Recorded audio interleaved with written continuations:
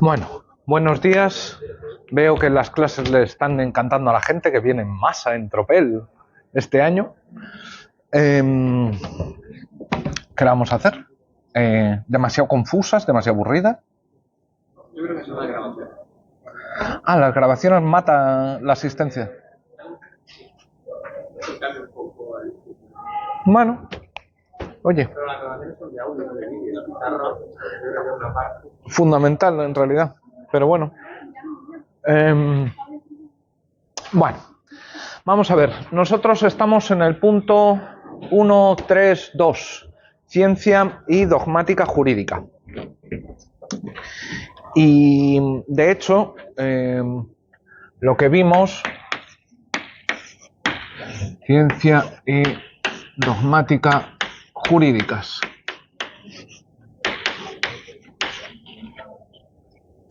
Y lo que estuvimos viendo es que había tres formas de distinguir, aunque las habíamos tomado al principio como sinónimas, había tres formas de distinguir entre ciencia jurídica y dogmática jurídica. La primera es dependiendo del valor que le atribuimos a la expresión, ¿sí? A cada expresión. Ya vimos que el término ciencia está cargado valorativamente de manera positiva, mientras que dogmática lo estaba de manera negativa. Y vimos también qué significaba esto de dogmática. Lo de dogmática, sí. Lo de valoración positiva, ¿qué era exactamente? ¿Que era como que aprendían de sus errores y luego...? No, cuando decimos que algo es científico, asociamos inmediatamente con que es bueno. Si algo es científico, es bueno. ¿Sí? Así de sencillo. Si dices, no, mira, yo es que hago estudios no científicos, dicen, no, yo los hago científicos. Suena muy diferente. Bueno, dogmática. Vimos que dogmática, me parece que una de vuestras compañeras dijo era ser duro de mollera, ser un cabezota. Nos sirve, pero cabezota respecto de qué. Y vimos dos opciones. La primera de ellas era respecto de los enunciados del legislador. Aquí descartamos dos tesis. La primera, que los dogmáticos aceptasen como verdaderas o falsas los enunciados del legislador, que no puede ser porque los enunciados del legislador no tienen ni valores de verdad ni falsedad. Que fuese acerca de la justicia, que tampoco, porque no todos los dogmáticos asumen acríticamente como justas las normas del legislador, cosa que además sería muy peligroso. Eso se llama positivismo ético y es muy, muy, muy, muy peligroso. Y nos quedamos con una tercera que venía a decir que lo que acepta el dogmático es que hay ciertos hechos que cuentan como derecho, que hay ciertas cosas que al menos tienen prima facie la apariencia de derecho. Después podremos discutir si son derecho válido o no, pero digamos que el primer filtro lo pasan, ¿vale? La segunda opción, que es la que me resulta más convincente, es que sean dogmáticos respecto de los conceptos. Y ahí nos estuvimos fijando en el concepto de matrimonio, de cómo había sido construido a partir de diferentes artículos. Se considera que hay determinadas propiedades que son necesarias o esenciales, aunque esta atribución de necesidad no se pueda justificar, y que eran estos el auténtico objeto de aceptación dogmática, aquello sobre lo que no están dispuestos a ceder los y las dogmáticas del derecho. Se aferran a los conceptos o se aferran a sus conceptos. Vimos, además, también que estos conceptos incluso nos sirven para generar normas implícitas. Recuerdo, en el caso del matrimonio, cuando dijimos que antes de la reforma que reconoció el matrimonio entre personas del mismo sexo, hubo un grupo de civilistas, y no solo, pero un gran grupo de civilistas que dijo que se podían incluso atribuir los mismos derechos a las personas, a las uniones de personas entre el mismo sexo, pero que a eso no se le podía llamar matrimonio, porque aquello que el matrimonio es, Bueno, así, ¿qué norma implícita estaban derivando? Pues una norma implícita de carácter metaconstitucional, constitucional, que prohibía, que consideraba inválida una reforma legislativa, una reforma del legislador que modificase esto. ¿Sí? Por esto se aferran tanto a sus conceptos. Los cambios gordos en dogmática jurídica vienen cuando se consiguen mover los conceptos, ¿sí? Cuando se mueven los conceptos sin que el legislador haya actuado, ¿sí? Bueno, esta fue la primera forma que vimos de distinguir. Vimos una segunda,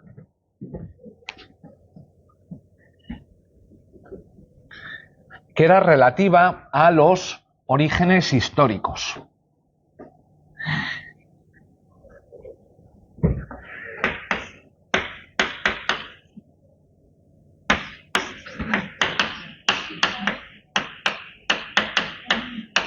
Y aquí estuvimos viendo...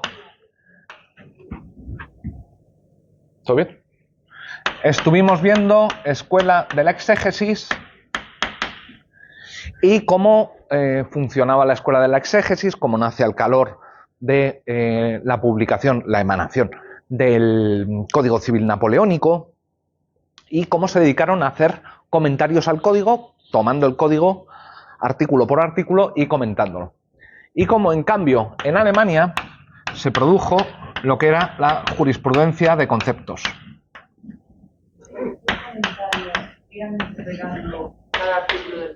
Sí, iban artículo por artículo. Mira, esto lo mejor, en mi opinión, es que te des una vuelta por la biblioteca y preguntes por los comentarios al Código Civil o los comentarios a los tratados de la Unión Europea. Y es que lo vas a notar una diferencia enorme respecto de tus manuales. Es que son dos formas muy diferentes de hacer ciencia jurídica. Unos te sirven para unas cosas, otros para otras. La dogmática conceptualista o jurisprudencia conceptualista de autores que no me acordaba el otro día, del bueno de Savigny. Savigny. Esto es una Y. Savigny, Puchta, Winchett, Jering, un montón de ellos. Estos consideraban que lo que había que hacer era actualizar el derecho romano a la luz de las costumbres alemanas, del sentir popular, del sentir jurídico popular. Que sea esto del sentir jurídico popular ya es otra cosa. Esto suena más bien a filosofía idealista y a espíritus y cosas así. De hecho, no por casualidad, son herederos de una determinada versión del idealismo de Hegel.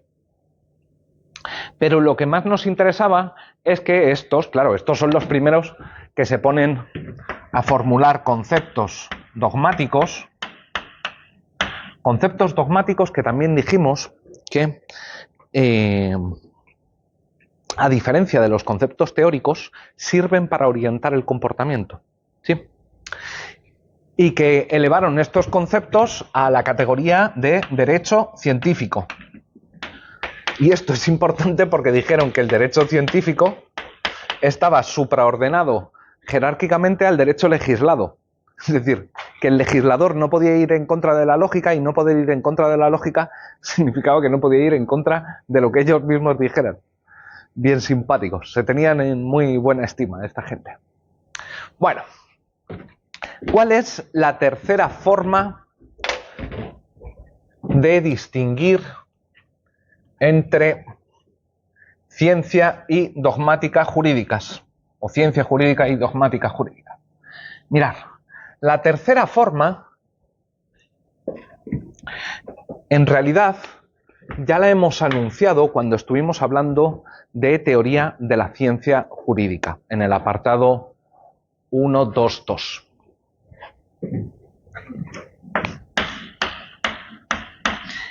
Y allí lo que vimos es que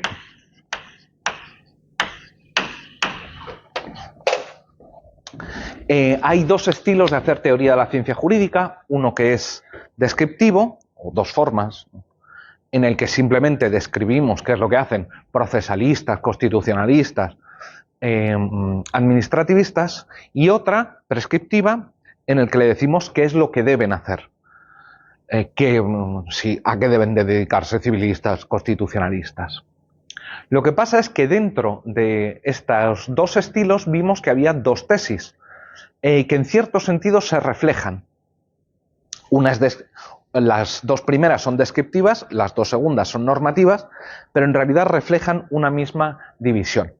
Y es que la ciencia jurídica, o podemos definir ciencia jurídica como aquella actividad de quienes se limitan única y exclusivamente a describir el derecho o consideran que es lo que se debe hacer, lo que la dogmática debe hacer, describir únicamente el derecho o únicamente describir el derecho.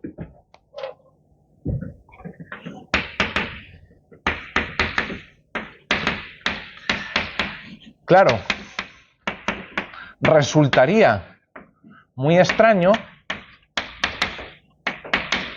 y de esto se dio cuenta Kelsen muy rápido, sería muy extraño que pretender construir una ciencia del derecho, una auténtica disciplina científica, y que aquella hiciese algo más que describir.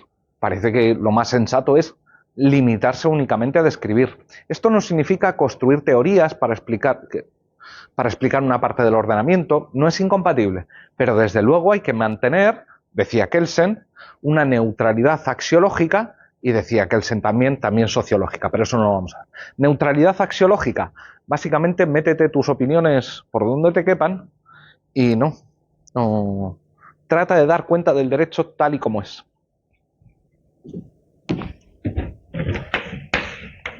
En cambio, la dogmática jurídica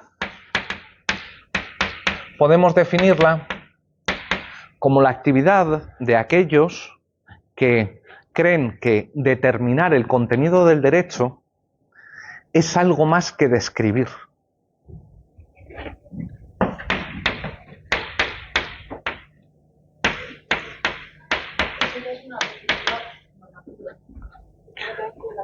No, estamos utilizando tanto la perspectiva descriptiva como normativa. Si yo me sitúo en una perspectiva descriptiva, puedo decir que hacen dogmática jurídica aquellos que hacen algo más que describir.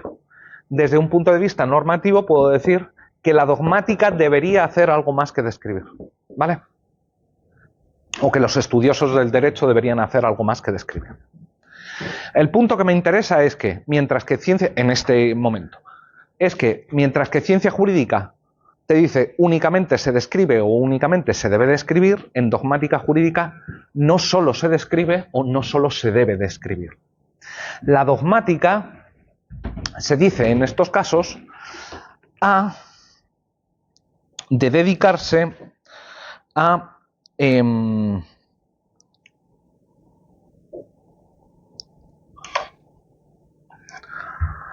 dedicarse a proponer soluciones para los casos difíciles. No es que la dogmática resuelva casos difíciles, porque quien resuelve el caso difícil es el juez. Lo que haría la dogmática sería proponer soluciones para los casos difíciles. ¿Y qué es esto de un caso difícil? Mirad, esta idea es bastante importante. Estamos frente a un caso difícil toda vez que el derecho o bien no indica ninguna respuesta como correcta, no hay ninguna respuesta como correcta, o bien indica varias como correctas. ¿Sí?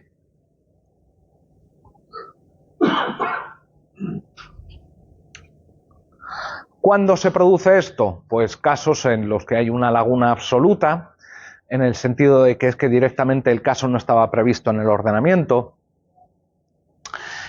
casos de conflictos entre derechos o valores constitucionales que se producen, o casos también de discrecionalidad, también podrían ser considerados casos difíciles. Sin embargo, es importante tener claro que no es lo mismo un caso difícil que un caso oscuro. ¿Qué es un caso oscuro? Un caso oscuro es cuando sabemos que el ordenamiento prevé una respuesta. Lo que pasa es que tenemos un caso en el que dudamos de si ¿El comportamiento está recogido en la norma o no? Me explico. Son casos de vaguedad. Decimos, prohibida la entrada a los calvos, por poner un ejemplo tonto. Vale, está claro que yo no soy calvo. Está claro que alguien como Homer Simpson es calvo. Pero si tiene pelito por aquí, pelito por aquí. No es que dudemos de qué significa la palabra calvo, que un calvo es calvo. Lo que pasa es que a veces se nos presentan sujetos que nos hacen surgir dudas, ¿vale? Son casos dudosos o casos de oscuridad. Un caso más actual es, por ejemplo, tenemos el derecho a la privacidad de las comunicaciones. Lo que te escribes con ChatGPT o otra IA queda cubierto por el secreto de las comunicaciones. Pero para que haya comunicación parece que hay un receptor y un emisor. Pero ¿cuenta ChatGPT como un receptor o como un emisor? Normalmente cuando estamos hablando de comunicación, estamos hablando de comunicación entre humanos. Así que es un caso oscuro. No sabemos si ChatGPT cuenta como emisor y o como receptor.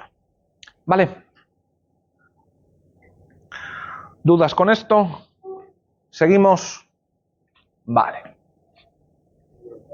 Sí. En el caso oscuro se recoge la respuesta en el derecho, pero lo que no está claro.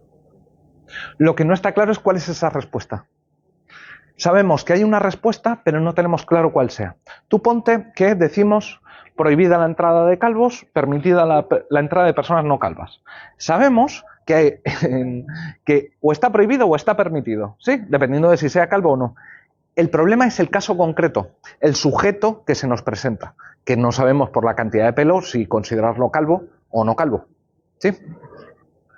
Por el concepto de ChatGPT Sí. está programado por Bueno, pero las respuestas que te dan no es que sean respuestas preformuladas.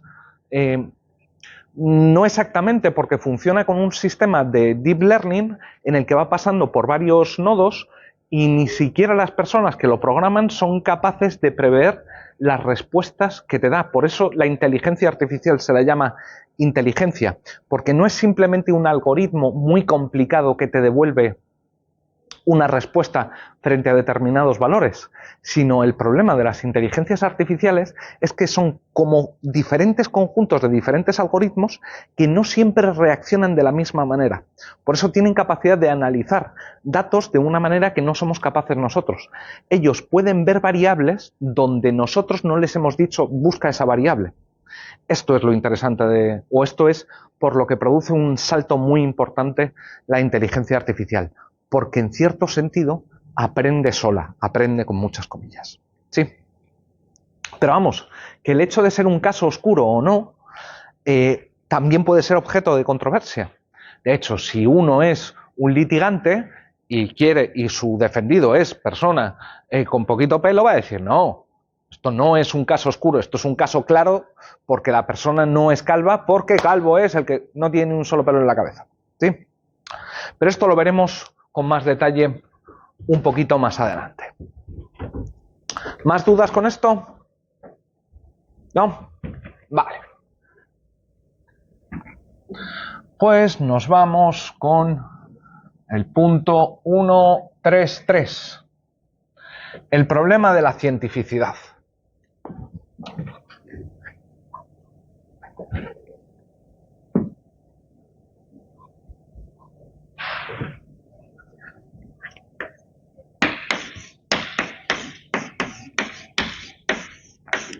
El problema de la cientificidad. Bueno, a ver, ¿qué vamos a ver en este apartado o subapartado? Lo que vamos a ver en este subapartado es, primero, los dos modelos tradicionales de ciencia, porque ¿qué es la ciencia? No es que sea algo que podamos responder así fácilmente. Después veremos algunos intentos que se han producido de proponer un método a los dogmáticos para que sea realmente científico, ¿sí? El estudio del derecho. Y veremos dos casos o dos ejemplos. Finalmente, lo que nos vamos a preguntar es si, bueno, a lo mejor da igual que sea científico o no, porque puede que sea un conocimiento técnico o un conocimiento práctico, la ciencia del derecho. Y en ese caso la llamaremos dogmática jurídica. Pero antes que anunciarlo, mejor lo explico.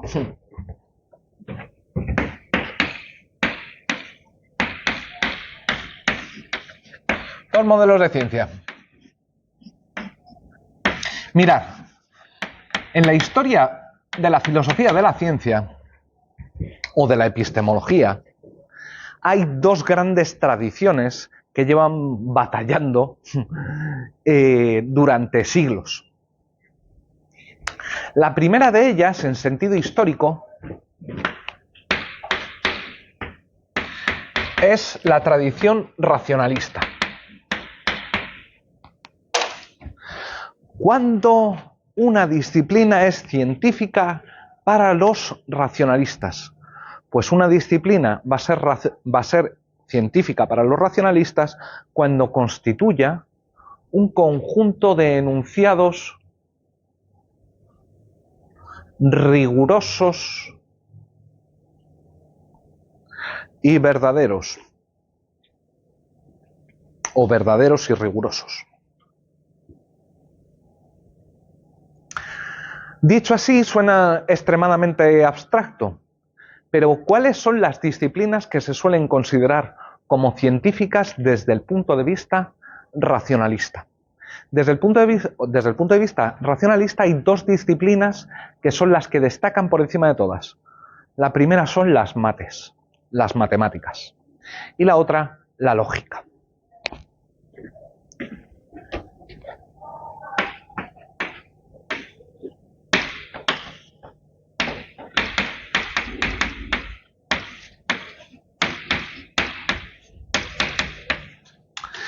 Mirad, tanto las matemáticas como la lógica tienen una particularidad muy singular, y es que en todas ellas uno puede coger cualquier enunciado matemático, el que sea,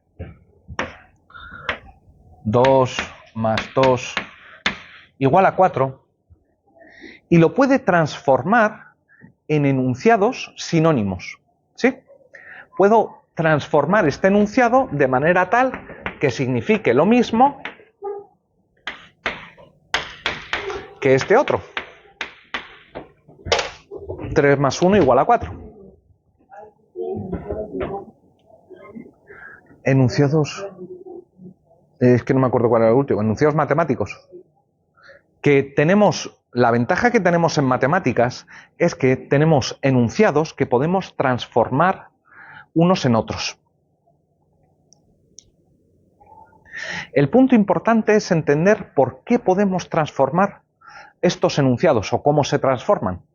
Mirad, se transforman porque, o los podemos transformar porque en matemáticas tenemos un conjunto de operaciones limitado. Tú no puedes hacer cualquier cosa, solo hay ciertas operaciones: sumar, restar, dividir, multiplicar, la lista gigante que queráis. Y cada una de estas operaciones no genera resultados ambiguos.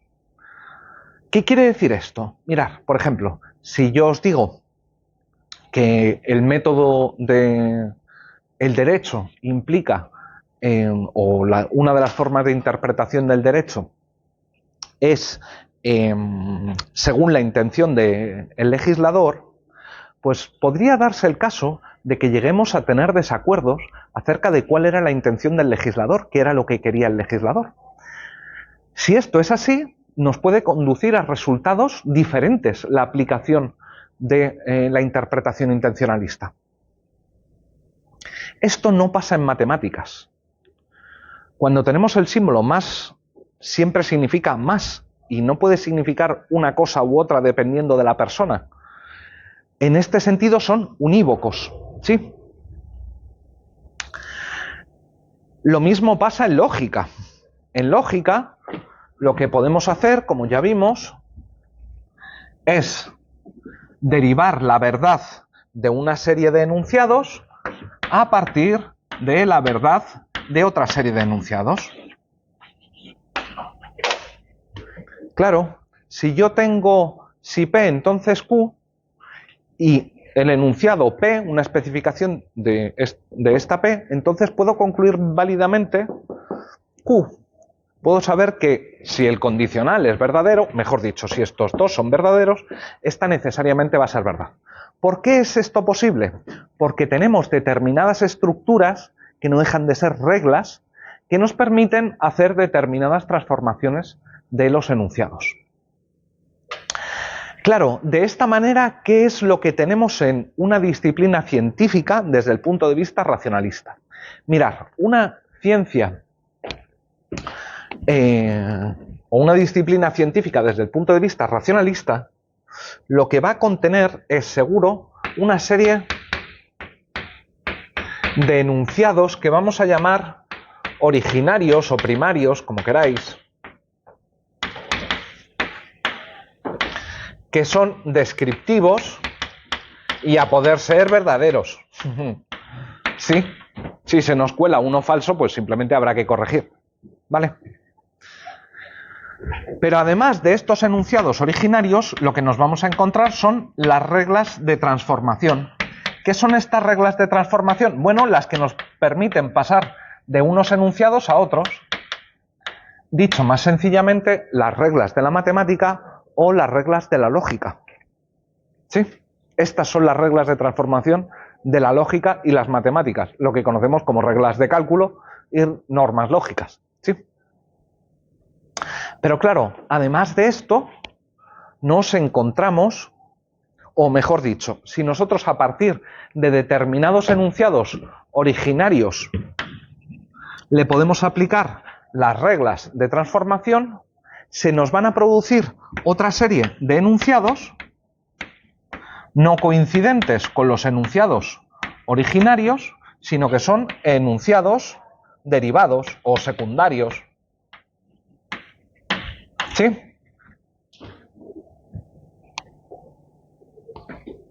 Esta es una de las más importantes tradiciones y la más antigua, desde luego, en el que básicamente lo que cuenta es, se podría decir, la razón. Claro, porque los únicos instrumentos válidos están taxativamente delimitados. En lógica puedes hacer lo que puedes hacer. Si te sales de las reglas de la lógica, bueno, en el caso de la lógica se han inventado después otras lógicas, aparte de la lógica proposicional o lógica estándar, pero esto no nos interesa. Pero claro, ahí no es que te estés saltando las reglas de la lógica, es que te estás inventando otra lógica. O en las matemáticas.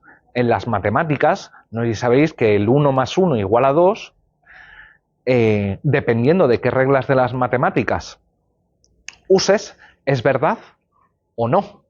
¿Sí? Porque si uno construye el límite de 1, en los dos casos, la suma de 1 más 1 no es 2, sino 3. Pero eso son otras reglas de la matemática. Claro, esos enunciados podrán ser verdaderos o podremos derivar otros enunciados derivados al cambiar las reglas de transformación. Sí. Pero mirar, esto tiene una gran ventaja, o esto nos permite construir disciplinas que no necesariamente dependen de la realidad exterior. ¿Sí? Porque los enunciados originarios descriptivos pueden ser enunciados, sí, sintéticos, enunciados que dan cuenta de la realidad exterior del mundo, pero pueden ser también enunciados analíticos, como todos los calvos no tienen pelo, o todos los solteros están no casados. ¿Sí? Con lo cual, las disciplinas racionalistas tienen esta gran ventaja, también desventaja. Puede ser una desventaja, ¿por qué? Porque si puedo construir una gran teoría partiendo de enunciados originarios falsos, ¿sí? Puedo construir la órbita de todos los planetas mal si considero que la Tierra es el centro de nuestra galaxia y no el Sol. Bueno, el centro de la galaxia no, el centro de nuestro sistema. ¿Sí? Claro, si yo parto de enunciados falsos, voy a ser capaz de desarrollar toda una disciplina que puede ser falsa. ¿Sí? no vale para las normas.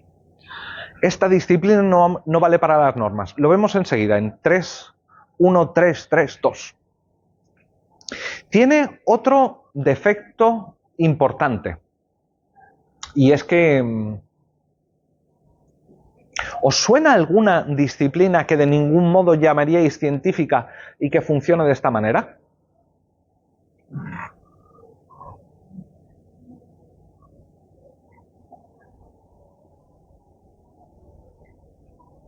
Astrología. La cábala. El estudio de los números. El estudio mágico de los números.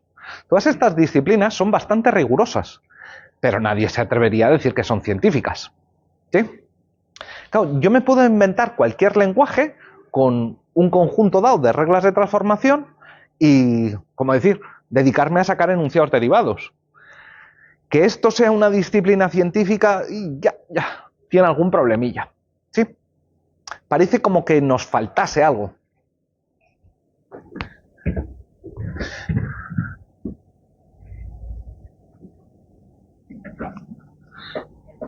La segunda que vamos a ver es la tradición empirista.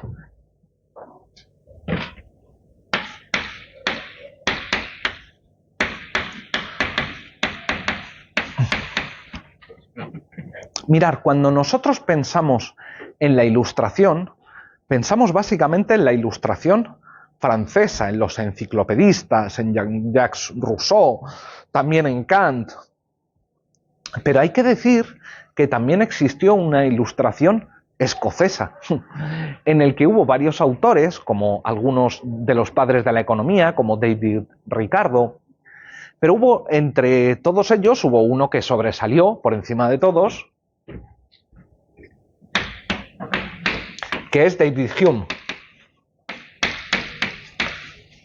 Hume es el padre serio del empirismo filosófico. ¿Qué es esto del empirismo filosófico? Mirad, dicho en términos algo rudos o algo bestias, el empirismo filosófico viene a afirmar que todo conocimiento humano viene, en última instancia, dado por la experiencia sensible. Decía Hume, somos como una pizarra en blanco, una pizarra borrada, donde se van inscribiendo nuestras sensaciones. Y todo nuestro conocimiento no es más que a través de las sensaciones, de cómo percibimos el mundo empírico exterior. Así que, para los empiristas, una disciplina científica o una disciplina va a ser científica cuando aquella está compuesta por un conjunto de enunciados sintéticos verdaderos.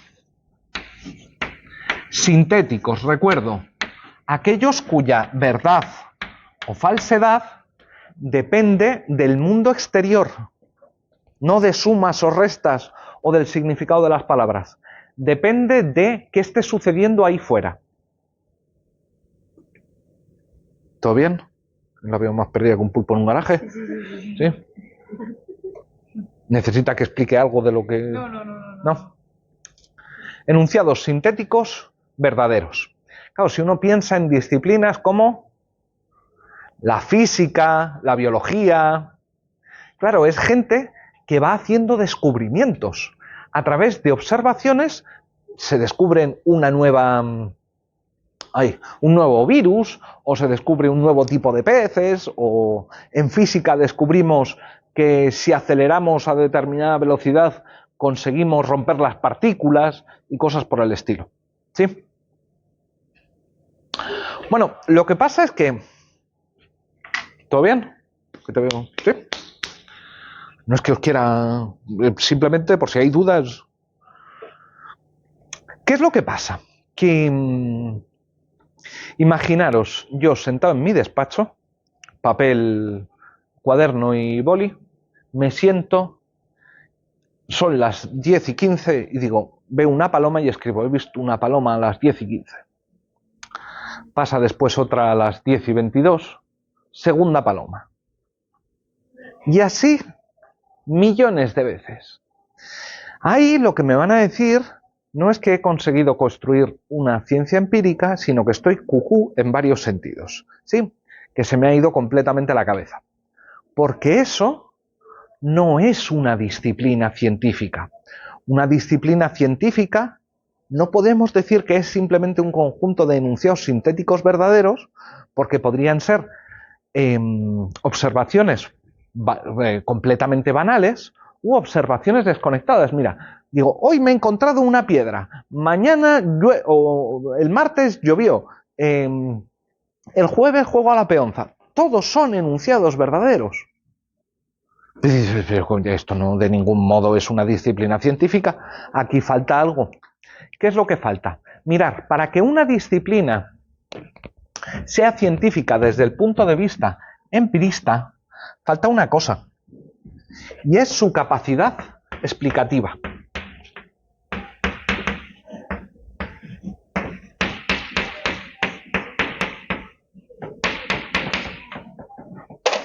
Mirad, si nosotros construimos disciplinas científicas desde el punto de vista empirista, en última instancia, aunque esto es discutible filosóficamente, en última instancia es para dominar el mundo externo, para dominar la naturaleza. ¿Por qué? ¿Qué significa tener capacidad explicativa? Si yo os digo que hoy llueve o hoy va a llover porque estoy usando tiza, me diríais, tú eres tonto, eso no tiene ningún sentido. Claro, lo que estamos buscando cuando pretendemos llevar a cabo una explicación son causas, las causas de los eventos. Estamos buscando que si aquí tenemos la lluvia, lo que queremos saber, vamos a llamarlo evento B, lo que queremos saber es qué la produce. Y a eso lo llamamos evento A, ¿vale? Estamos buscando, pregúnteme a mí, no tenga problema, que si no le veo con el cuello dislocado a mitad de curso.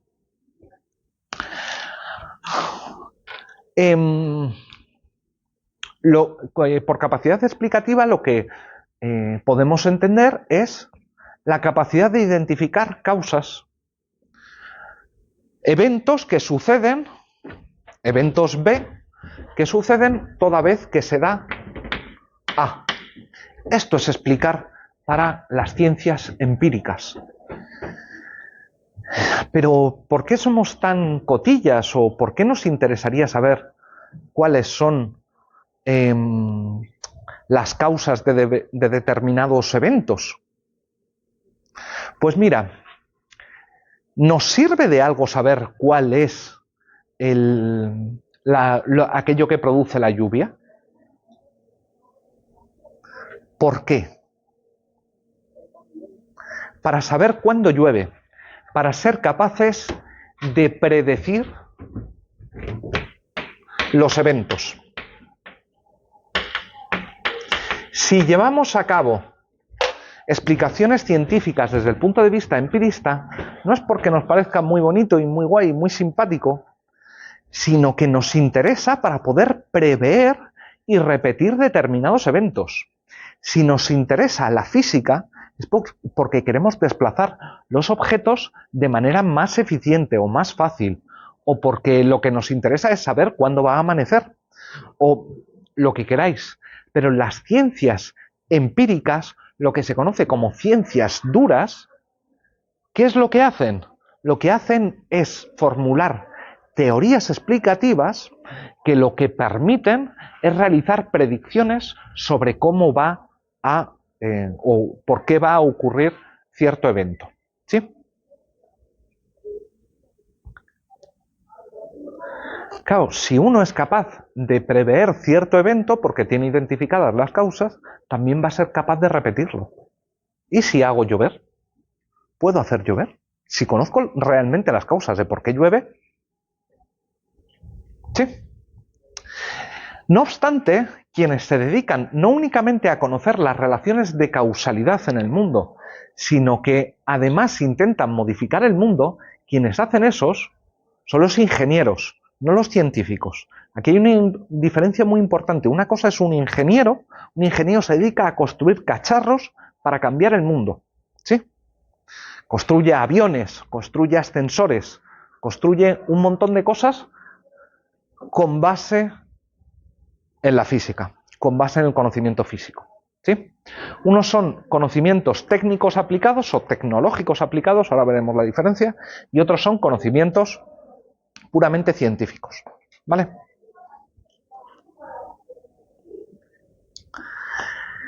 ¿Que tiene sus problemas esta concepción de la ciencia? Las tiene. ¿Qué pasa si tengo una disciplina científica o aparentemente científica que no es capaz de hacer predicciones o que hace malas predicciones? La meteorología, bueno, ahí estamos. Parece que hoy han dicho que no llovía y de momento está aguantando. Pero tenemos otras disciplinas científicas desde el punto de vista empirista que sabemos que no tienen capacidad predictiva. Entre ellas, la sismología y la vulcanología. De estas no tenemos ni idea de cuándo va a venir un terremoto, lo único que somos capaces es de anticipar en unos pocos minutos porque vienen determinadas ondas y con los volcanes vamos fritos. Ahí no se sabe. O sea, el volcán hasta que no peta, no. Pero claro, sacar a la vulcanología y a la sismología del acervo de las disciplinas científicas empiristas suena muy raro. Tal vez este criterio de tener capacidad explicativa y por tanto predictiva sea tal vez demasiado exigente, ¿sí? Bueno, en la práctica nos encontramos muchas veces disciplinas que lo que hacen es mezclar ambas aproximaciones. De hecho, es muy raro encontrarte una disciplina puramente empirista como una puramente racionalista. Lo que tenemos, por ejemplo, es la zoología. ¿La zoología qué es lo que hace? La zoología se dedica a ver bichos. ¿Pero qué hace? ¿Va sumando observaciones de un bicho, 2 bichos, 3 bichos? No hace solo esto. Lo que te hace la zoología es clasificarte en taxones, en familias, géneros, especies, lo que parece una actividad propia de las disciplinas racionalistas, para conseguir una descripción adecuada y saber que este sujeto pertenece a esta familia y a esta especie y que si le doy determinado medicamento se muere. ¿Sí? Esto, la zoología o la veterinaria. En la realidad, normalmente están mezclados. Esto no implica que no haya un fuerte debate filosófico todavía hoy acerca de si en última instancia nuestro conocimiento nos lo da la razón, en el sentido de ser capaz de transformar determinados enunciados, o si la última base es empirista. ¿Sí? Aquí tenéis un militante del empirismo. ¿Estamos con esto? ¿Dudas? Pepe. Zoología. Lo que he venido a decir es que en la práctica la mayoría de disciplinas científicas no es que sean puramente empiristas o puramente racionalistas. De hecho, es muy difícil encontrar un caso de puramente empirista. ¿Sí? De puramente racionalista sí, porque tenemos las mates y la filosofía, que esas son puramente racionalistas. Pero en la práctica, botánica, zoología, anatomía, no es que sean 100% empíricas o 100% racionalistas. En realidad beben o se apoyan en instrumentos de ambas fuentes. ¿Sí? Bien. ¿Más dudas? ¿No? ¿Vamos bien? Muy bien. Pues mirad. Ahora lo que vamos a hacer es... ¿Qué hora es? Lo que vamos a hacer dentro de un rato, y nos tomamos una pausa de 10 minutos, es ver dos formas en las que se puede llevar a cabo la ciencia jurídica dependiendo de si adoptamos el modelo racionalista o el modelo empirista de ciencia, ¿vale? Pues nos vemos en 10 minutos. Bueno, continuemos.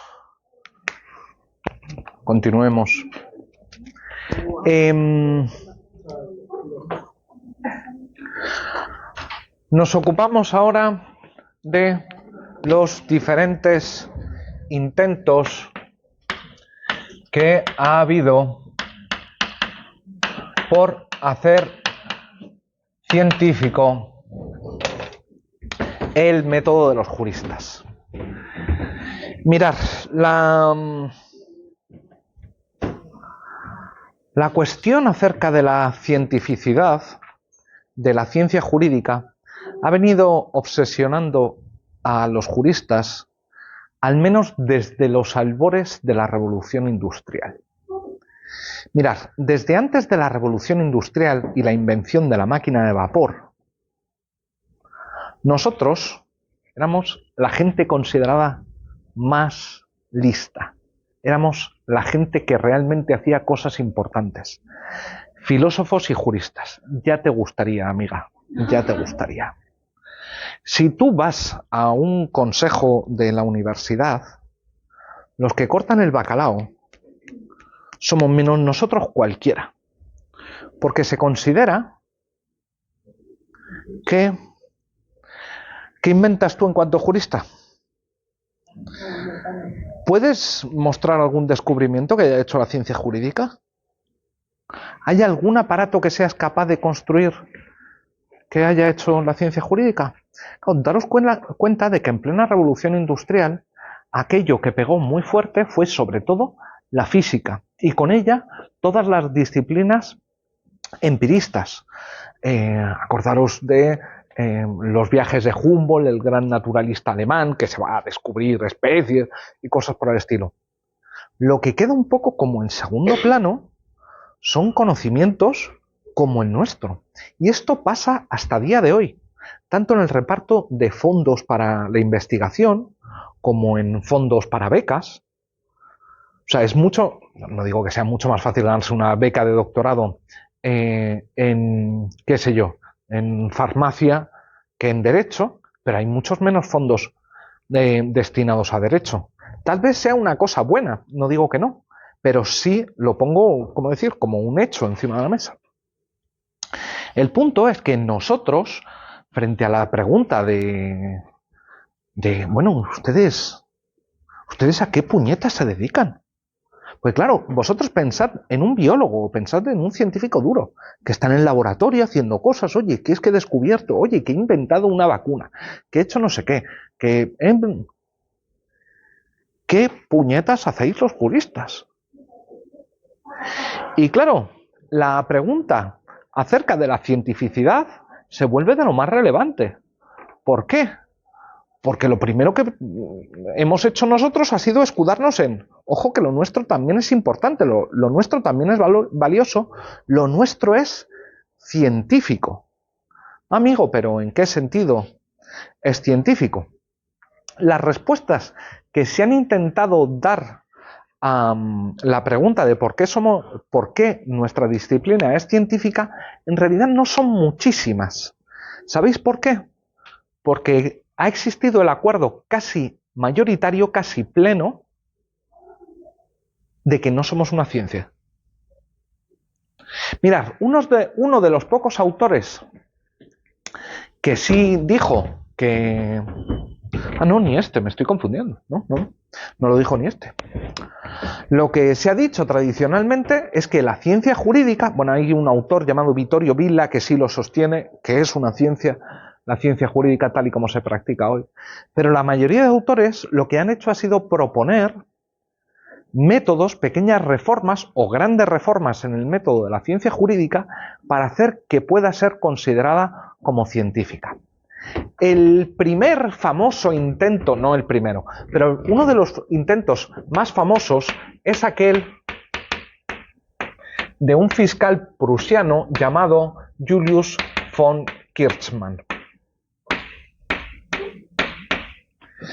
Kirchmann decía que la ciencia del derecho no era realmente una disciplina científica, ojo, porque una sola frase del legislador podía mandar a las llamas bibliotecas enteras.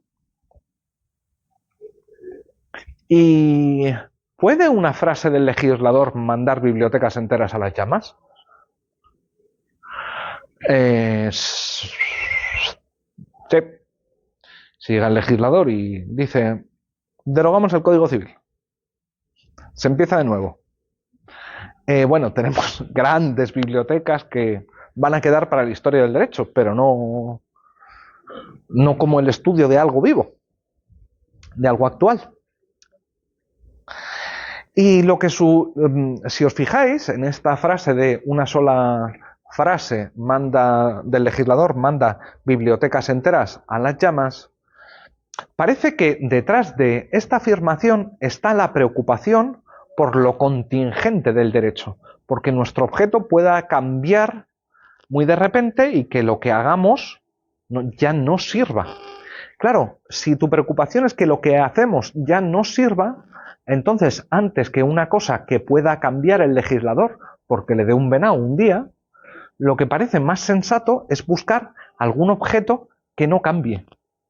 ¿Y cuál puede ser el objeto de la ciencia jurídica que sea inmutable? ¿Dobrze?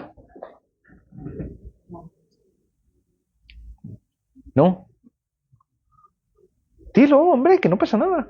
Que no lo vas a decir ni aunque te peguemos.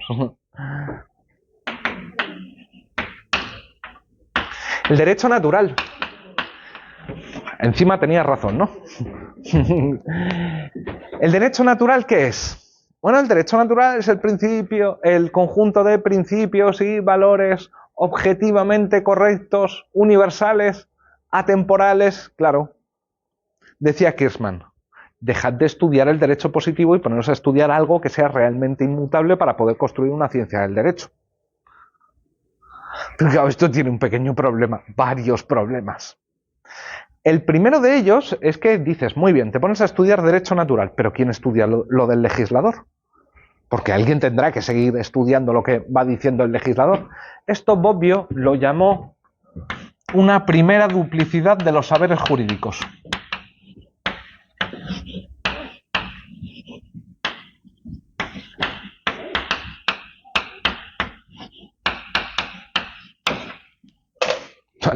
Muy bien, tú estudias derecho natural, pero ¿dónde están los administrativistas? O los civilistas. Pero hay un segundo gran problema en lo de Kirchmann. A ver, volvamos a la frase. Una sola frase del legislador manda bibliotecas enteras a las llamas. Muy bien. ¿Cuál es el problema? Que el objeto de estudio cambie, mute. ¿Hace esto que una disciplina no pueda ser considerada como científica? Pues si os fijáis, esto es la hostia de raro. ¿Admitimos que el clima está cambiando? ¿Diríamos que por ello la meteorología no es una disciplina científica? Es lo mismo que decir que quien estudia zoología, como los animales van evolucionando, ya no es científico lo suyo, lo que es extremadamente tontorrón, directamente. Así que el hecho de que el objeto de estudio cambie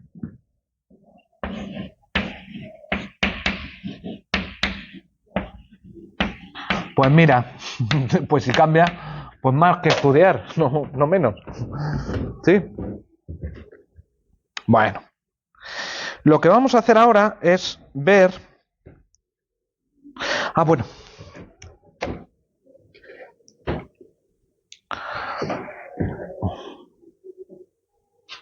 Pero mirad, durante el siglo XIX y el siglo XX, y vamos a ver algunas de ellas, algunos de ellos, se han producido diferentes intentos de ver de tratar de dotar de cientificidad al estudio del derecho positivo, al estudio descriptivo del derecho positivo, por supuesto. Sin embargo, había un filósofo del derecho argentino muy relevante, que a eso de los principios de los 80 publicó un artículo en el que ha tenido una gran importancia. No es que sea muy citado, pero ha marcado un antes y un después en el pensamiento de muchos autores, en el que se preguntaba, ¿y qué más da que sea científica o no? ¿qué nos añade saber que sea científica o no?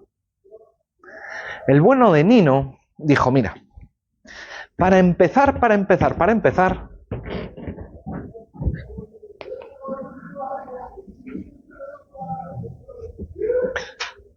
sea cual sea la respuesta a la pregunta de si es científico o no, la respuesta, sea cual sea, va a ser poco informativa.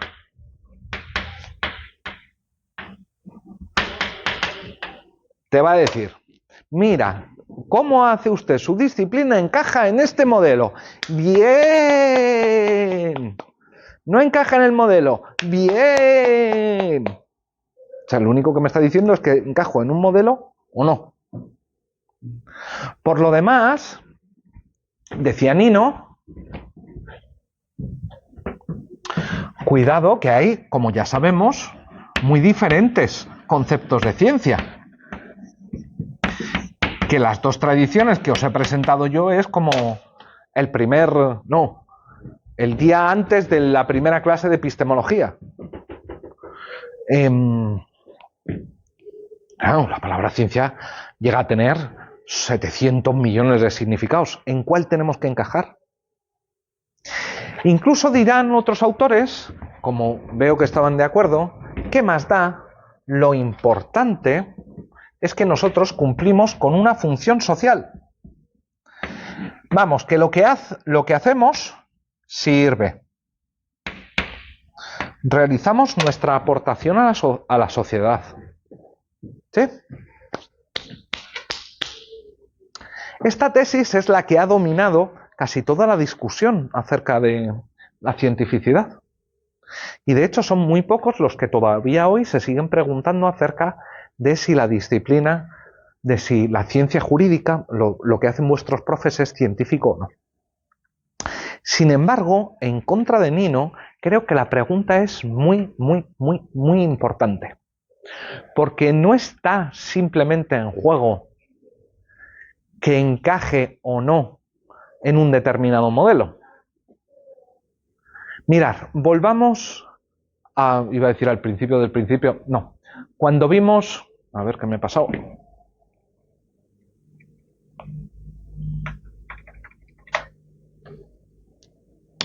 Cuando vimos los diferentes tipos o los dos modelos diferentes de ciencia. Si os fijáis, cuando hablamos de las ciencias racionalistas o de las disciplinas racionalistas, dijimos que podíamos confiar en la verdad de los enunciados derivados si nosotros habíamos utilizado enunciados originarios verdaderos y habíamos aplicado las reglas de transformación. ¿Sí? Y en las ciencias empíricas lo que dijimos es, tienen capacidad predictiva, es decir, son capaces de prever que... La pregunta acerca de la cientificidad de la ciencia jurídica es importante porque ¿me puedo fiar de lo que pone en el manual? ¿Me puedo fiar de lo que pone en el manual para salir ahí fuera y litigar? Porque si tiene capacidad predictiva, entonces me puedo fiar. Si está basado en una serie de enunciados que parten de otros enunciados verdaderos y son rigurosos, me puedo fiar. Cuando yo digo que algo es científico, es como el sello de calidad, ¿sí? De la puerta en un local. Este local es, ¡pum!, guía Michelin. Te dice, bueno, o sea, no va a ser asqueroso, me van a meter un hachazo impresionante, pero no voy a comer asqueroso. ¿Sí? Me va a gustar más o menos, pero puedo confiar. Ciencia es confianza. Así que la pregunta es de lo más relevante. ¿Me puedo fiar de la ciencia jurídica? ¿Significa que si yo me sé muy bien el libro de procesal, voy a ser capaz de mantener la estrategia procesal óptima?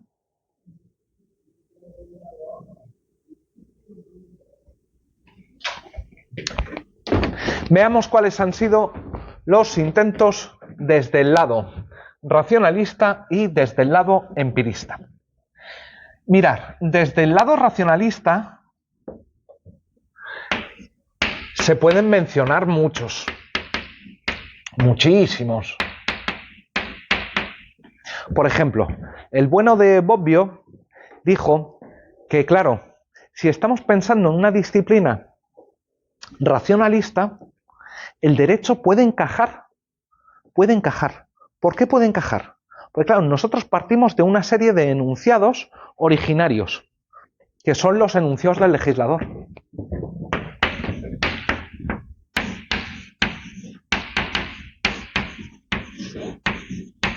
Ahora imaginar que tenemos una laguna o una antinomia, un choque entre dos normas. ¿Sí? N1 dice permitido fumar y N2 dice prohibido fumar. ¿Sí? Estas dos normas son incompatibles, generan una antinomia. ¿Qué es lo que te dice Bobbio? Lo que te dice Bobbio es, ojo, que tenemos un conjunto de reglas en la ciencia del derecho que nos permiten resolver el conflicto entre estas dos normas.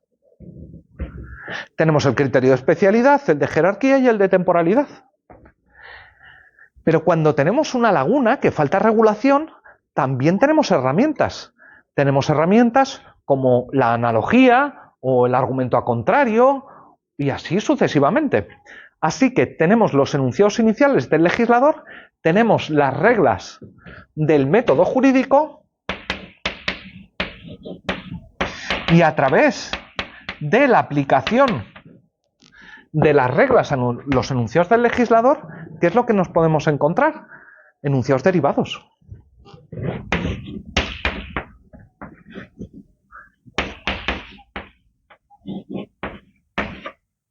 Sin embargo, hay algo que falla en esta reconstrucción de Bobbio. Vosotros imaginaros, no sé, que estudiáis primates, ¿sí? Y lo que decidís es que el color del pelo de los primates no os gusta. Así que los vais a teñir de rubio. Vamos a tener chimpancés rubio platino. Y lo que te van a decir es, perdone, pero creo que es usted gilipollas. ¿Desde cuándo se le ocurre a alguien modificar su objeto de estudio? ¿Tú estudias los chimpancés o llevas un taller de peluquería? ¿Qué es esto?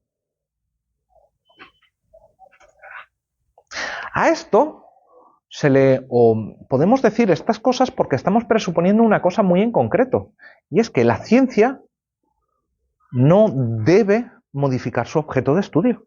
Esto es muy raro. Decir que una ciencia modifique su objeto de estudio es rarísimo. No sabía si estaba grabando, ¿no? Qué susto. ¿Desde cuándo le permitimos a una disciplina científica que cambie su objeto de estudio? ¿Qué es lo que está haciendo Bobbio ahí? Cambiar su objeto de estudio.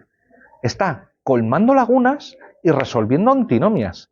¿El derecho tenía antinomias? Sí. ¿Tenía lagunas? Sí. ¿Después de las operaciones que hace Bobbio, sigue teniendo? No. Deja de tener lagunas y antinomias por mano de Bobbio, porque mediante las reglas de transformación ha modificado su objeto de estudio. Y esto es muy raro decir que los juristas podemos modificar nuestro objeto de estudio.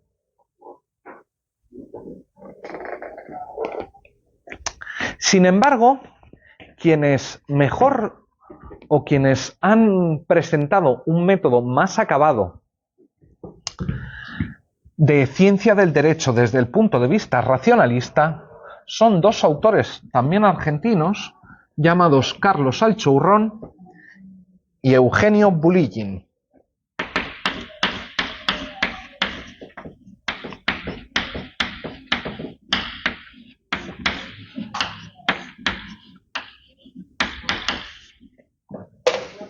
Sí. Cuando se intenta resolver una antinomia o se aplica, por ejemplo, la analogía o cualquier otro, ¿está cambiando el objeto de estudio? ¿Estaría de acuerdo conmigo que el derecho es el conjunto de normas que vienen del legislador, de la Constitución, pero un conjunto de normas dado, anterior a que nosotros miremos? ¿Estás de acuerdo con eso? Si estás de acuerdo con eso, entonces al solucionar una antinomia, estás cambiando el derecho. Cuando colmas una laguna, estás cambiando el derecho. ¿Sí?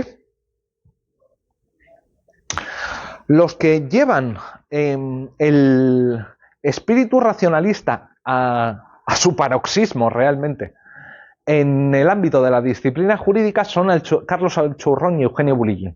Ellos dicen que están describiendo las operaciones de la ciencia jurídica. Mentira, absolutamente no se lo creen ni ellos, porque claramente es un modelo prescriptivo. Le están diciendo a la ciencia jurídica cómo deberían actuar. ¿Y cómo deberían actuar? Pues mirad, estos dos autores parten de una idea de un filósofo polaco que nos volverá a aparecer, Alfred Tarski, y su idea de sistema lógico deductivo.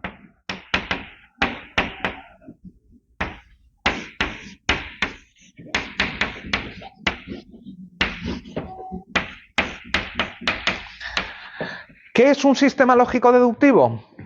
Esto nos va a sonar. Para Tarski, un sistema lógico deductivo está compuesto por 1. Enunciados originarios,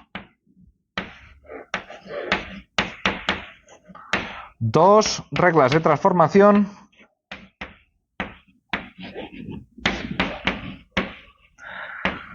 3. Enunciados derivados. Claro, en el sistema de Tarski, al ser un sistema lógico-deductivo, pues ¿cuáles van a ser las reglas de transformación? Las de la lógica, y nada más que las de la lógica. ¿Qué es lo que hacen Alchurrón y Bulligin? Dicen, bueno, vamos a usar todas las reglas de la lógica, pero solo las reglas de la lógica para estudiar el derecho. Es decir, lo que vamos a hacer es partir de una serie de enunciados, ¿cuáles? Los del legislador, y vamos a comprobar si generan lagunas y antinomias. A ver, ha sido denostada porque viene de autores argentinos, es decir, latinoamericanos, aunque Bulligin era más medio ruso que...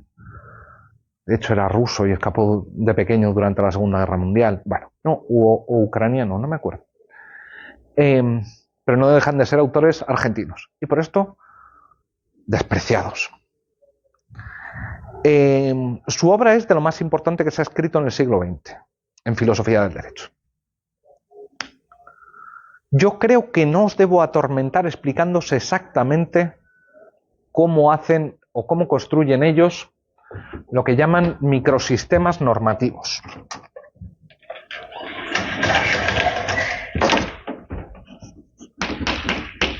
Microsistemas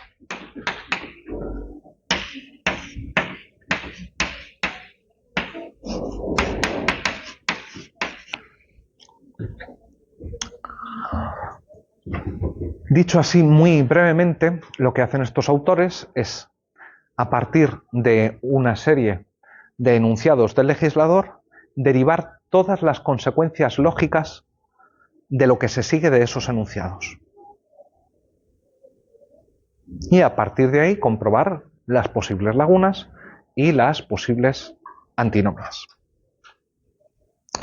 ¿Tiene problemas el método de Alchurrón y Bulligin? Sí, tiene algunos muy grandes.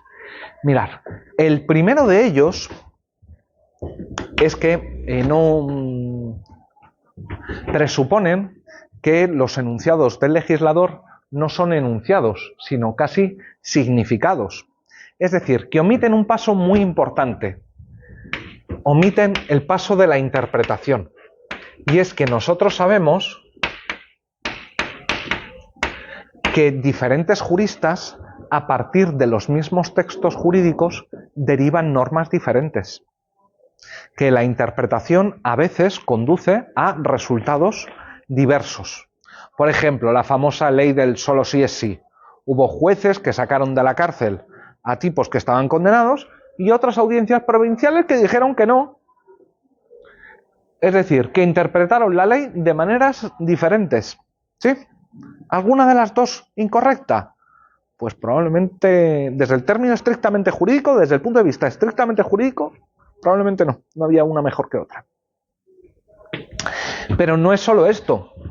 No es solo un problema de interpretación. Las reglas de la lógica, una compañera, me parece que eres tú, decías las 23 reglas de la lógica, que a la 23 te petó el cerebro. Bueno. No son 23, son algunas más, pero no son muchísimas más. Y el método jurídico, en realidad, está poblado de una serie de reglas de transformación que de lógica no tienen absolutamente nada. Os voy a poner un ejemplo. Si yo digo que está permitido comer en clase,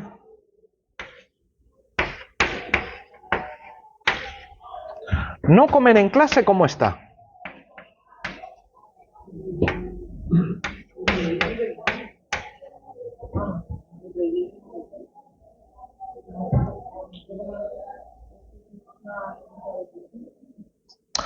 No, esto es una norma. Permitido comer en clase. También, buena pregunta. En realidad, este enunciado puede ser interpretado como una proposición normativa, que luego os contaré lo que es, o una norma. Pero si alguien dice que esto es una norma, está cometiendo una falacia. Está llevando a cabo un salto lógico, porque del hecho de que un comportamiento esté permitido, no se sigue nada acerca de su no comisión. ¿Sí? Y esto lo hacemos permanentemente los juristas.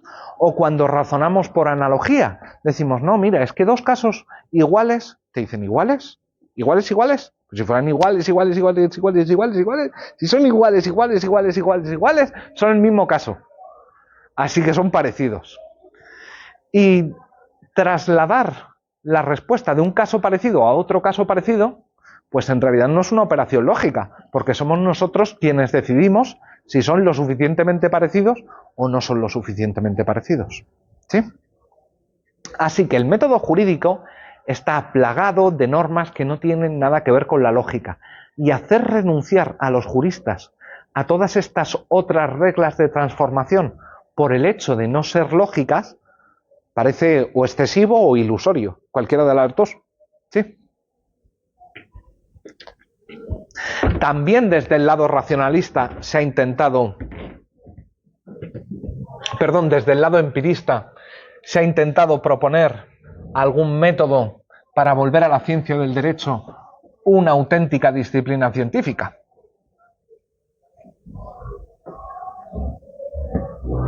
De hecho, quienes más lo han conseguido, o quienes más han insistido en esto, han sido los realistas jurídicos.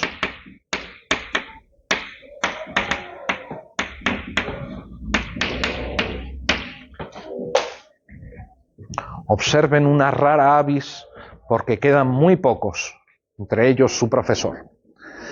Los realistas jurídicos estadounidenses, escandinavos y genoveses han mantenido, con diferencias, un modelo de ciencia jurídica que encajase bien con el modelo empirista. ¿Y qué quiere decir encajar con el modelo empirista? Que tiene que ser, para empezar claramente, una ciencia de hechos.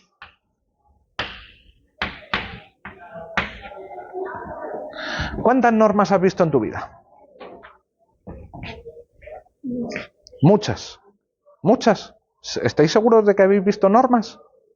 Yo creo que habéis visto el enunciado de normas.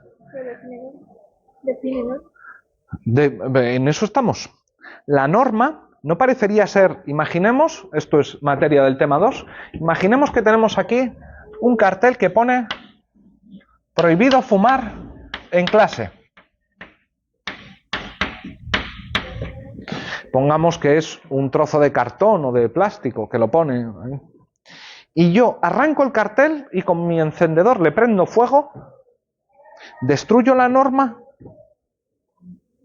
Puedo destruir el cartel, el enunciado, pero la norma sigue estando ahí. Pero si es eso, entonces las normas no coinciden con los enunciados. ¿Qué son las normas entonces? Eso lo veremos mañana, sospecho. Pero lo que... Dime. Es como la forma en la que la norma se transmite a los demás. La norma tiene que estar. Bueno, si la norma está, pese a que no esté el enunciado, ¿qué son las normas? Por ejemplo, en una playa en la que están prohibidos los perros, en el avisado, sí que podrían ser los perros. ¿El hecho de que haya cartel o no hace que esté permitido o prohibido? Pero yo no tengo conocimiento de que está prohibido. Problema tuyo, amigo. Si tú entras a un local en el que no pone expresamente que está prohibido fumar dentro, no hace falta que lo ponga porque ya lo sabes. No es que ya lo sepas, es que da igual que lo sepas o no. Salvo en casos excepcionalísimos, la ignorancia del derecho nos da exactamente igual. Hay casos muy raros, error de tipo, error de prohibición, pero son casos raros. Pero si no es eso, la norma, ¿qué es? Mira, sobre esto, ¿cómo? Pero lo que se publica... O sea, venga, os adelanto un jueguecito que íbamos a hacer mañana. ¿Sabéis dónde están los originales del BOE? Hay un BOE que es la copia original, la copia auténtica. ¿Sabéis dónde está? ¿Cómo? El BOE lo tiene en su propio edificio. No, están debajo del Congreso de los Diputados. No el BOE, perdón. El original de las leyes. El BOE, de hecho, es la publicación de una ley que ya está aprobada. Yo, que siempre tengo una vena un poco punky, he dicho, ¿y si un día me cuelo en la Cámara Acorazado del Congreso de los Diputados, lanzallamas en mano, y quemo los originales de las leyes? ¿Significa que he quemado el derecho, que he destruido el derecho español? Mirad, si me decís que no, tenéis un problema, porque entonces yo os voy a decir, sí, es verdad, lo único que he hecho ha sido quemar los carteles, por decirlo así. Pero me vais a tener que decir que es la norma. Y ahí vamos a empezar a tener problemas, porque es algo que no es físico. Hostias, y si no es físico, ¿qué significa? ¿Que es espiritual? ¿Las normas son como los fantasmitas que vienen a vernos? Bueno, antes de continuar por ahí, hay algunos autores que dijeron, ¿qué es esto de los fantasmitas?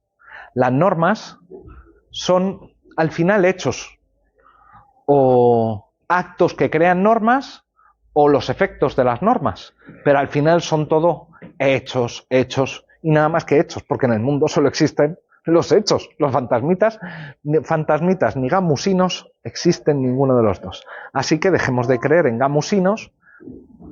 Los gamusinos no existen, no existen. Perdón, tampoco los Reyes Magos.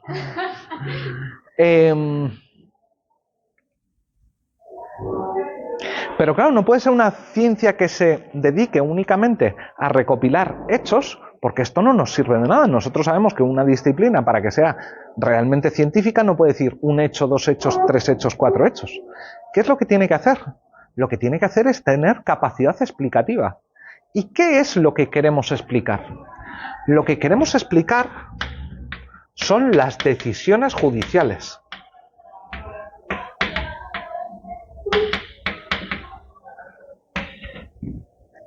El tema de la ciencia de derechos se basa básicamente en que los hechos son normas, básicamente.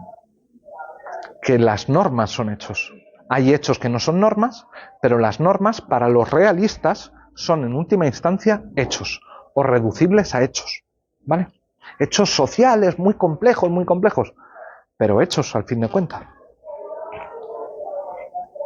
Claro, si nuestro objetivo es explicar las decisiones judiciales, si sabemos cuál es la causa de las decisiones judiciales, entonces somos capaces de predecir las decisiones judiciales.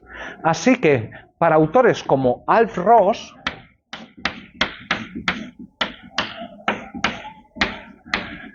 la ciencia del derecho, si realmente quiere ser científica, debe ser una ciencia de hechos y una ciencia predictiva de hechos. Es decir, que lo que hay que hacer es la ciencia del derecho a lo que se tiene que dedicar es hacer predicciones acerca de cómo van a decidir los jueces las controversias futuras. Dicen, saber de derecho no sirve, no es saberte los libros de dogmática, es saber cómo van a decidir los jueces. ¿Sí? Para esto, el bueno de Rawls se inventa, bueno, o reconceptualiza la noción de derecho vigente.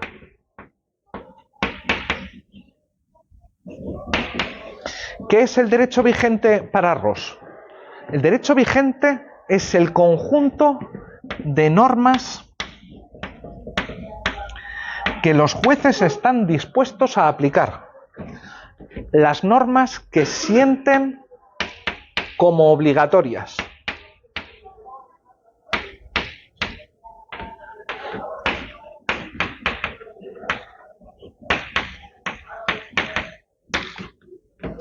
Y si las sienten como obligatorias, y este es el segundo elemento, entonces estarán, predicción, dispuestos a aplicarlas. Siempre que ese dé el supuesto de hecho, claro.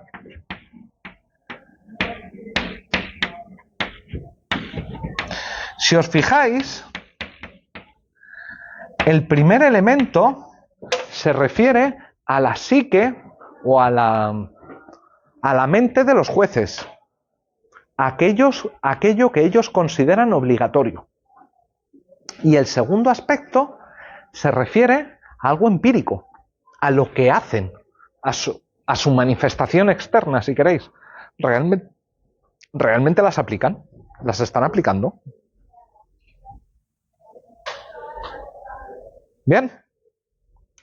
¿Tiene problemas la idea realista o la idea empirista de ciencia jurídica? Uy, sí, a montones, pero a montones. Mirad, la primera y más evidente de ellas, estaba mirando la hora. No vamos. Ah, vale, sí, ya decía yo, digo. ¿Alguien me dice la hora rápido? Vale. La primera y más evidente, o el primer problema más evidente de esto, es que no ha habido ningún realista que haya conseguido acertar con sus predicciones judiciales. De hecho, es que no hay nadie que haya acertado demasiado.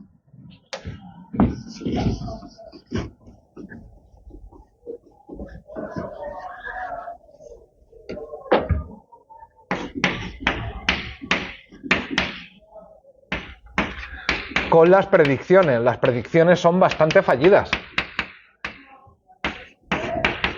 Si os acordáis, cuando vimos la parte de sociología del derecho, os conté que desde la sociología, o casi mejor dicho, desde la ciencia política, sí se estaban consiguiendo realizar predicciones sobre cómo iban a decidir los jueces. Pero la verdad es que ignorando qué es lo que los jueces sienten como obligatorio y cosas por el estilo. Les daba exactamente igual. ¿Sí? El segundo problema es, pues mirar, en términos de Bobbio, la segunda duplicidad de los saberes jurídicos o de la ciencia del derecho. ¿Os acordáis que antes hemos visto con Kirchmann que, claro, que es que si se dedican al derecho natural, los juristas, ¿quién se va a dedicar al derecho positivo? Bueno, pues en este caso tenemos una repetición en otro sentido. Muy bien, alguien se puede dedicar a hacer predicciones sobre cómo decidirán los jueces, pero ¿quién se va a ocupar de ver cuál es el significado de los textos del legislador? ¿Sí? La tercera, o el tercer problema, es que, claro, esto es un modelo, por supuesto, prescriptivo. Rawls decía, se debe hacer esto.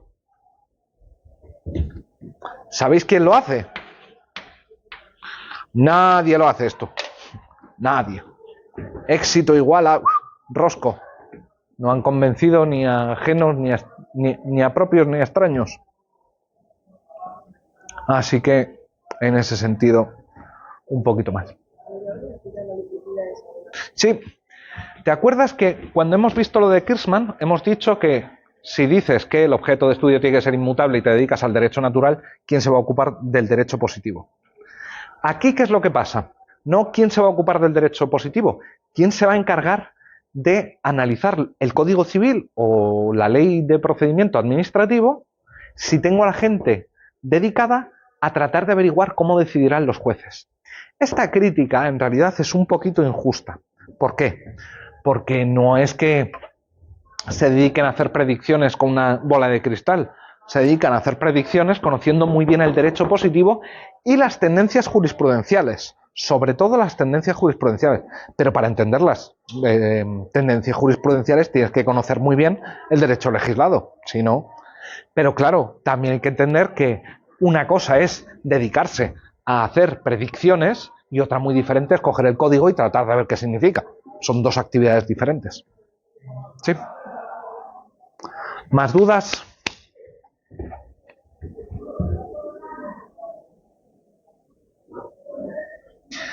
Mirar, hay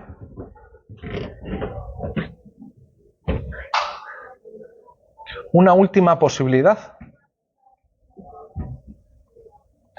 Y es que tal vez la ciencia jurídica no es que no deba, es que no pueda ser una disciplina científica. Porque a lo mejor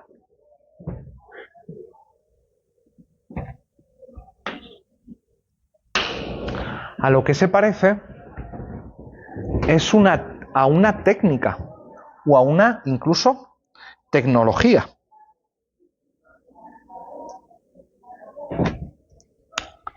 Mirad, ¿qué es una disciplina técnica? La técnica, y por el momento técnica y tecnología como sinónimos.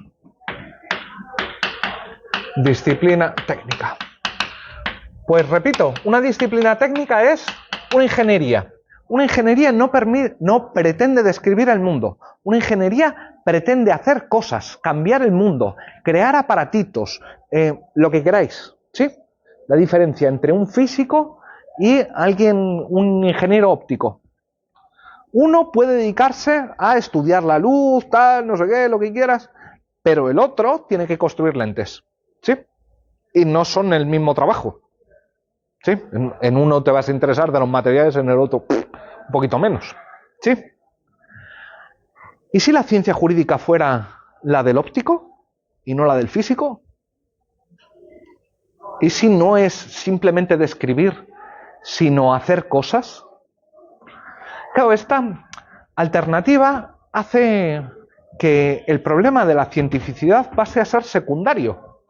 No significa que quede eliminado, porque claro, nosotros dentro de las técnicas, o Manuel Atienza hace ya muchos años, distinguió en su momento, retomando una distinción de Mario Bunge muy anterior, entre conocimientos técnicos y conocimientos tecnológicos.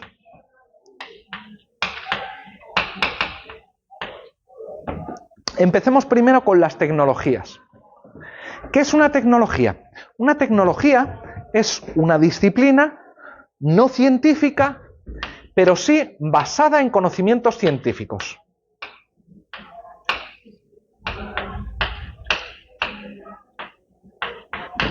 Por ejemplo,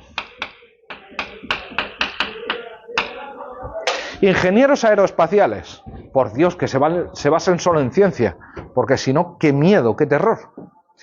Hay determinadas disciplinas que se dedican a construir cosas o a resolver problemas, pero que se basan exclusivamente en conocimiento científico, matemático, físico, del que queráis, pero solo científico. Mientras que hay otras disciplinas que sí tienen algún tipo de base científica, pero otra que no es científica. ¿A alguien se le ocurre algún ejemplo? Disciplina que está basada en conocimientos científicos, pero que no son solo en conocimientos científicos.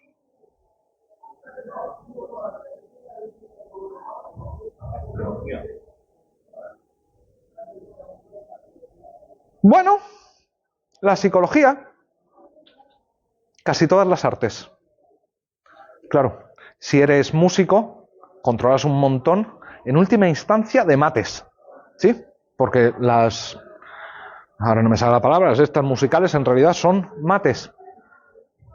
Pero claro, no vamos a decir que es lo mismo un matemático que un músico, o que un pintor sea simplemente una persona entendida en la composición química de los colores, porque esto sería súper reductivo. O un médico. ¿Un médico se basa única y exclusivamente en conocimientos científicos? Bueno, ese sería un caso dudoso. Pero, por ejemplo, un tonelero. ¿Sabéis lo que es un tonelero? ¿Sabéis lo que son los toneles de vino? ¿Sabéis cómo se hacen los toneles de vino? Mirad, los toneles de vino se hacen cogiendo trozos de madera, juntándolos y poniéndoles un anillo de hierro por encima. Y para que el vino no se salga por entre madera y madera, lo que hay que ir haciendo es golpear ese anillo de hierro para que vaya cerrando para que vaya cerrando la cuba. Desde luego no hay ningún método científico. No sé si habéis oído alguna vez la expresión a ojo de buen cubero. Viene exactamente de ahí, de que hay que tener ojo y saber dónde tienes que golpear. Disciplina técnica, ¿vale? No solo conocimientos científicos. ¿Hay algún conocimiento científico? Sí, hombre, sí. Bueno, lo que nos vamos a preguntar ahora es, ¿será la ciencia jurídica? No, ojo, la ciencia jurídica hemos dicho que se dedica solo a describir. Pero puede ser que la dogmática jurídica sea una técnica o una tecnología. Porque hemos dicho, la dogmática jurídica se dedica a proponer soluciones para los casos difíciles. Y bueno, esto es hacer algo en el mundo, no simplemente describirlo. Lo que estás haciendo es crear cosas nuevas, propuestas de solución. ¿Sí? ¿Alguien me puede decir la hora, perdón? 55. Y 55. Vamos, os cuento solo las tecnológicas. ¿Alguien durante la carrera os ha hablado del análisis económico del derecho? Pues muy mal. La próxima junta de facultad voy a regañar a todos mis compañeros. Mirad, ¿qué es esto del análisis económico del derecho? ¿A ti te suena? O sea, un curso electivo. Yo no lo he tomado. Vale. Por lo menos está. El análisis económico del derecho es una forma de... Bueno, por cierto, dentro del análisis económico del derecho hay muchos tipos. A mí el que me interesa es el que funcionaría como una dogmática, ¿vale? ¿Y si cojo todo el derecho e intento interpretarlo o intento resolver todos los casos difíciles a la luz de lo que sea más eficiente económicamente? Dices, mira, me voy a coger el punto de eficiencia económico, cuando oferta y demanda coinciden. Y a partir de aquí, lo que voy a generar es un criterio, te dicen los padres del análisis económico del derecho, Richard Posner, Cutter, de hecho en el libro de prácticas aparece en algún momento, Guido Calabresi, y te dicen, mira, esto es un valor neutral, es independiente de cualquier ideología política. ¿Por qué? ¿Quién no quiere ser eficiente? O sea, hay que ser muy tonto para decir no quiero ser eficiente, quiero ser ineficiente, ¿eh? Así que en este sentido es un valor neutral. Y claro, puedo tomar casos cuya respuesta no está clara en el derecho, casos difíciles, y decir, ¿y si pruebo a interpretarlo en términos económicos? Mirad, uno de los primeros, o esto ya lo hacían los realistas estadounidenses, un caso en el que un conductor de un camión que está trabajando para una empresa, repartiendo en ruta, se desvía ligeramente de la ruta para comprar tabaco. Y en ese ligero desvío de la ruta tiene un accidente, produce solo daños materiales, ¿sí? Claro, el seguro de la empresa cubría la ruta. ¿Eso se sale de la ruta? ¿Salirse de la ruta entonces implica que se sale del este? Pues mira, ahí discutieron a morir, porque claro, lo que no podemos pensar es que un trabajador no va a hacer, o sea, solo se va a dedicar a trabajar todo el tiempo del trabajo, porque todos preveemos que hay momentos de descanso. Y claro, ir a comprar el puede ser considerado parte de la jornada de trabajo. Fijaros, si nosotros tenemos un accidente, nosotros que trabajamos en la universidad, viniendo a la universidad, es como si nos hubiésemos tenido el accidente en la universidad, in itinere, ¿sí? ¿Aquel caso fue in itinere o no fue in itinere? Pues claro, aquí da para rebanarse los sesos lo que queráis. Hasta que llegan los abuelos del análisis económico del derecho y te dicen, sujétame un segundo el cubata. A ver, ¿tú qué es lo que pretendes? Pues hombre, ¿que no haya accidentes de tráfico? ¿Lo que quieres es asegurar que haya el mínimo de accidentes de tráfico posibles? Vale, ok, esto me suena bien, porque así, si no hay accidentes, hay más eficiencia, porque no se rompen cosas. Vale, perfecto. Entonces, pregúntate quién está en mejor posición para hacer que no se produzcan accidentes. Coño. ¿Será el trabajador que le hago pagar por los desperfectos porque no estaba cubierto por el seguro de la empresa al que hago responsable? ¿O hago responsable a la empresa y ella se la verá con el seguro por no estar pendiente de sus trabajadores? Y te dicen, pues mira, es que si lo que pretendes es garantizar que haya el mínimo de accidentes, se sabe que son las empresas las que, controlando sus trabajadores, consiguen que se produzcan menos accidentes. Así que, problema resuelto, no hay que devanarse los sesos de si era in itinere o no in itinere. El punto es, ¿qué respuesta es más eficiente? Esta, pues esta, y ya está, se acabó. Que eso es malo. ¿Por qué? ¿Por qué? Porque la eficiencia es un valor del mercado, no de la... Hombre, yo te diría, en cualquier ideología política, la eficiencia va a ser considerada buena por todos, ¿no?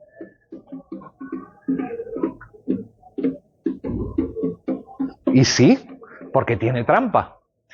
La eficiencia no es un valor neutral como pretenden los padres de análisis económico del derecho, sino que está muy, muy marcada.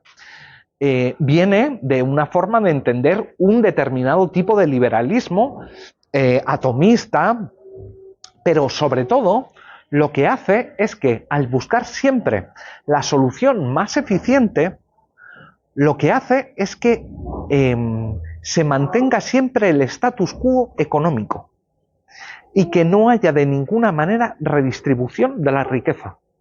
Si tú siempre pretendes el óptimo de Pareto, hay diferentes versiones, óptimo de Pareto, óptimo de Kaldor-Higgs y otros muchos más, lo que consigues favorecer es el mantenimiento del status quo económico. Y esto no parece neutral políticamente.